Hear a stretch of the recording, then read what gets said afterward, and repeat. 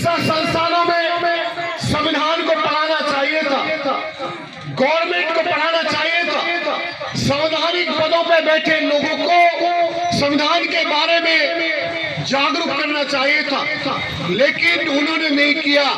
तो ये जिम्मेदारी मेरी है, क्योंकि मैं बाबा साहब अम्बेडकर के संविधान के बदौलत आजाद हुआ हूं, तो मुझे संविधान का प्रचार प्रसार करना चाहिए, संविधान के प्रति लोगों को जागरूक करना चाहिए। संविधान में लिखा है, हम भारत के लोग भारत को एक प्रबुद्ध, संपन्न, समाजवादी, धर्मनिरपेक्ष, लोकतंत्रात्मक गणराज्य बनाने तथा उसके समस्त नागरिकों को सामाजिक, आर्थिक और राजनीतिक न्याय, विचार अभिव्यक्ति, विश्वास, धर्म उपासना की स्वतंत्रता, प्रतिष्ठा अवसर की समता प्राप्त कराने के लिए तथा उस सब में व्यक्ति की गरिमा, राष्ट्र की एकता और अखंडता सुनिश्चित कराने वाली बंधुता बढ़ाने के लिए दृढ़ संकल्पित होकर अपने संविधान सभा में आज तारीख 26 नवंबर 1949 ईस्वी मिति मार्क्सिस्ट शुक्ल संवत सप्तमी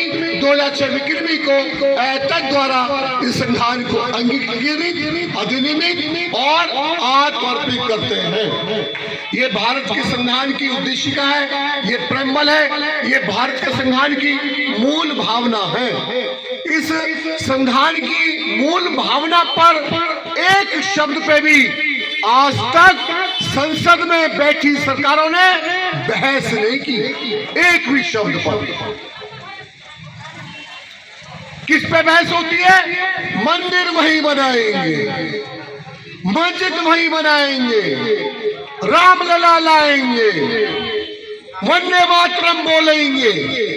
बहस फालतू की चीजों पे हुई, लेकिन भारत के संविधान की प्रेमबल मूल भावना के एक शब्द पे भी भारत के सदन में बहस नहीं हुई। मेरे देश के लोगों, पहले भारत की मूल भावना में लिखा है हम का मतलब किसी जाति से नहीं है, किसी धर्म से नहीं है, किसी भाषा या प्रांत से नहीं है। हम सभी भारतीय लोग अगर 79 वर्ष के बाद भी इस देश में धर्म के नाम पे खून खराबा होता है, जाति के नाम पे लोगों को मार दिया जाता है, तो हम नहीं हुए। और क्यों नहीं हुए? तो इस पे सदन में चर्चा आज तक नहीं हुई। भारत का संविधान सामाजिक होने की वकालत करता है। भारत का संविधान धर्मनिरपेक्ष राष्ट्र की वकालत करता है, लेकिन देश का प्रधानमंत्री अगर विशेष धर्म की वकालत करता है, तो फिर हम कहां से हुए? वो किसी धर्म की वकालत नहीं करना चाहिए, उसके लिए हम सब भारतीय होने चाहिए। उसको अगर धर्म विशेष की वकालत करता है, तो देश का प्रधानमंत्री राष्ट्रद्रोह करता है। और भारत के संविधान में न्याय की बात की गई है, सामाजिक, आर्थिक और राजनीतिक न्याय। अगर इस देश में मूंछ रखने पे हत्या की जाती है, इस देश में पानी का मटका छूने पे एक बच्चे को पीट पीट के मार दिया जाता है, अगर किसी दलित दूल्हे को घोड़ी पे चढ़ने पे मार दिया जाता है, तो इसका मतलब संविधान के विरोध में काम किया गया। इस बात पे आज तक बहस नहीं हुई कि सामाजिक न्याय क्यों नहीं है। आर्थिक न्याय पे कोई बहस नहीं। इस देश में अमीर के कुत्ते मुर्गे खाते हैं, अमीर अपने बच्चों को विदेश में पढ़ा लेते हैं, अमीर अपने माँ बाप का बच्चों का इलाज विदेश में करा लेते हैं, और गरीबों के बच्चे और माएं बिना इलाज के घर में मर जाती है। इसका मतलब आर्थिक न्याय नहीं मिला। तब कि ये देश इतना अमीर है, एक आदमी के हिस्से में 80 करोड़ रुपए आते हैं।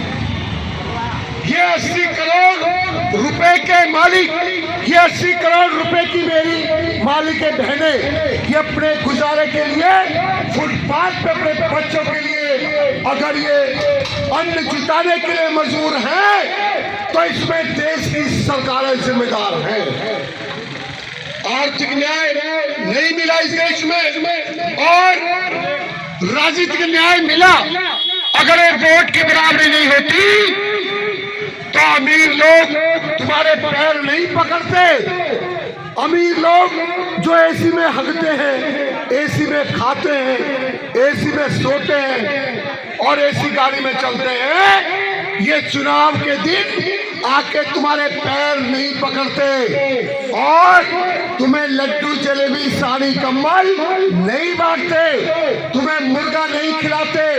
अगर ये वोट की बराबरी नहीं होती तो इस देश में शोषित पीड़ित लोग डॉक्टर, इंजीनियर, अधिकारी नहीं बने होते।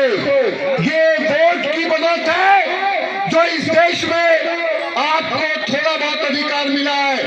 ये वोट अगर आप बेच दोगे तो नेता तुम्हारा देश बेच देंगे। मेरे देश के लोगों, हमारे भारत का संविधान 5 तरह की आजादी देता है। विचारों की आजादी है, अभिव्यक्ति यानी कि बोलने की आजादी है और धार्मिक उपासना की आजादी है, धर्म की आजादी है। आपकी मर्जी, आप ईसाई बनो, बौद्ध बनो, सिख बनो या मुसलमान बनो, लेकिन आपको धर्म की आजादी नहीं दी जाती है। अगर हिजाब पहनने पे रोक लगाई जाती है, अगर मंदिर में, मस्जिद में मंदिर खोजा जाता है, 1935 के बाद जो एक्ट बना, जो जिस कंडीशन में धार्मिक स्थल वो वैसे ही रहेगा।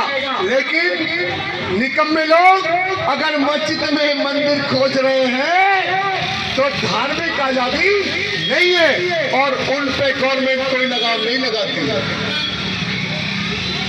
जब इस देश में कांवड़ यात्रा के लिए 1 महीने रोड बंद किया जाता है और मस्जिद पढ़ने के लिए, मस्जिद में नमाज पढ़ने के लिए अगर 20 मिनट की नमाज के लिए पुलिस वाला नमाज पढ़ने वाले के पिछवाड़े पे लात मारता है तो आप समझ जाओ वो किस मानसिकता से ग्रस्त है जो पुलिस में है। तो धार्मिक आजादी नहीं है। मेरे देश के लोगों, हमारे देश का संविधान अफसर की क्षमता की वकालत करता है। इस देश में अमीर को अफसर है, गरीब को कोई अफसर नहीं है। व्यक्ति की गरिमा की वकालत करता संविधान। या इंसान को अगर अपने बच्चों को पढ़ाने के लिए किसी के पैर पकड़ने पड़े, अपने आप को गिरवी रखना पड़े, मकान बेचना पड़े, तो फिर व्यक्ति गरिमा कहां से रहेगी, कहां से आदमी जिंदा रहेगा? ये लोग जिंदा नहीं है, ये लोग जीती जागती लाश है। ये जिंदे तुम्हें दिखाई देते हैं, इनका जमीन मर चुका है और गवर्नमेंट ने मारा है, जिम्मेदार गवर्नमेंट है। हमारे देश के लोगों, हमारे देश का संविधान राष्ट्र की एकता, अखंडता की वकालत करता है, भाईचारे की बात करता है, दृढ़ संकल्पित होने के लिए हमको वचनबद्ध करता है कि हमको ऐसा कोई विचार, कोई व्यवहार नहीं करना चाहिए जिससे देश बचे। और इस देश में निकम्मे लोग, सत्ता के लालची कुत्ते लोग अगर हिंदू राष्ट्र बनाने की बात करते हैं और यात्रा निकालते हैं और सरकार उसकी मदद करती है तो सरकार की नीयत का खोट देखिए।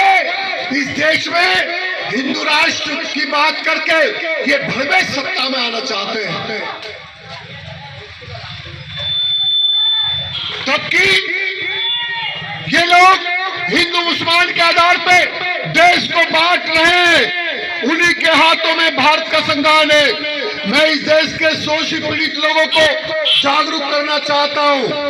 भाई चंद्रशेखर आजाद, इस देश में लोग नफरत फैला रहे हैं और भाई चंद्रशेखर आजाद भाईचारे की वकालत कर रहे हैं। इस देश में लोग रोजगार छीन रहे निजीकरण करके और भाई चंद्रशेखर आजाद रोजगार की बात कर रहे हैं। इस देश में लोग बलात्कार कर रहे हैं, बहन बेटी को शिक्षा नहीं दे रहे और भाई चंद्रशेखर आजाद बहन बेटी की शिक्षा, उनको शिक्षित और सशक्त बनाने की बात कर रहे हैं।